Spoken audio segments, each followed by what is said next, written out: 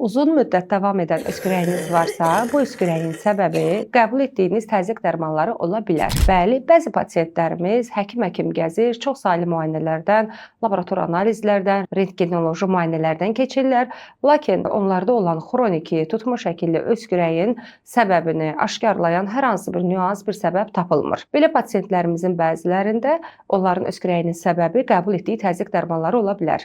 Belə ki, bəzi təzyiq dərmanları xəstələrimizdə quru, tutma şəkilli, keçməyən öskürəklər verə bilər.